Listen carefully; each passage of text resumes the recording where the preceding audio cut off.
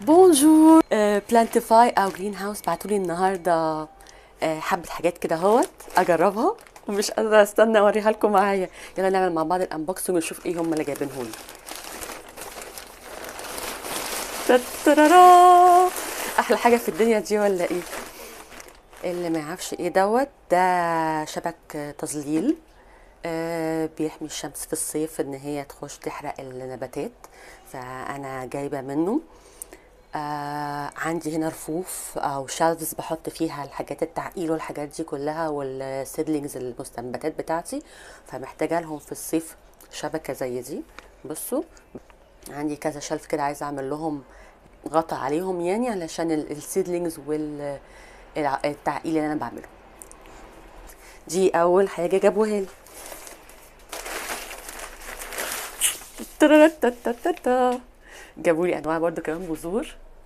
بصوا بذور اللوتس، عارفين ورد اللوتس بتاع المصري القديم، زهور اللوتس بتاعت مصر.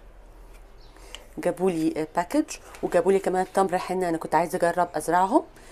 وجابوا لي اهو التمر حنه هتتزرع في ممكن على الخريف الجاي نبتدي نزرعها، مش هنقدر نزرعها دلوقتي لكن ممكن نجرب نزرع اللوتس، لان هم يبتدوا من الربيع لغايه اخر الصيف، دي وقت زراعتها. فممكن في فيديو من الفيديوهات الجايه نزرع بذور اللوتس دي. لو عايزين برضه قولوا لي في الكومنتس. ايه تاني؟ ده الله، بعتوا لي ابصال. بصوا ابصال تيوليب حمراء، واو بصله كبيره كمان، جميل. وبصل تيوليب برضو البنفسجي، واو ايه ده، مش بنلاقيه خالص، ده اللي بنلاقيه دايما بيبقى اصفرات وابيض وبينك، جديده بتاعت الموف او البنفسجي. واو كمان بصوا طالع لها الفات بالابصال الصغيره بتاعتها، واو دي بتكبر وتبقى زي البصله دي، ده بتتحط في الطينه ممكن تقعد لغايه السنه يعني الجايه تلاقيهم كبروا بقوا شويه زي دي كده، لطيف. وتوليب اورنج، واو بصوا حلوه دي، ده لون اورنج، جميل جميل جميل جميل. ايه تاني؟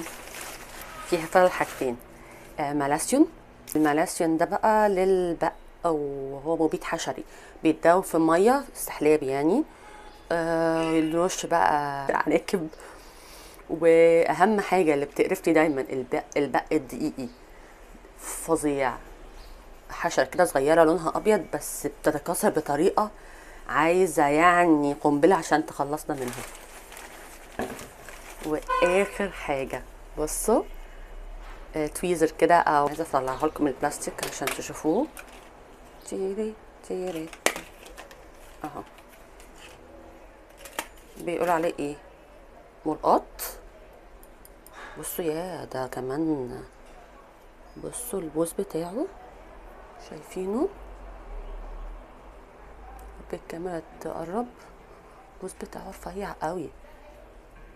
بصوا حلو قوي، ده البذور الصغيره، هتخليني اجيب بذوره اجرب امسكها،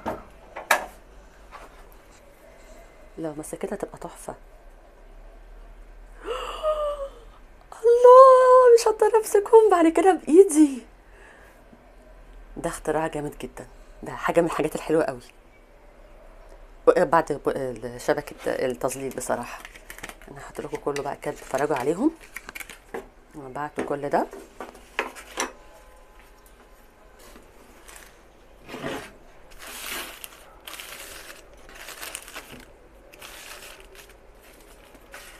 بفكر اخد لهم صوره في الاخر. ميرسي خالص، يا ريت الفيديو يكون عجبكم. باي باي.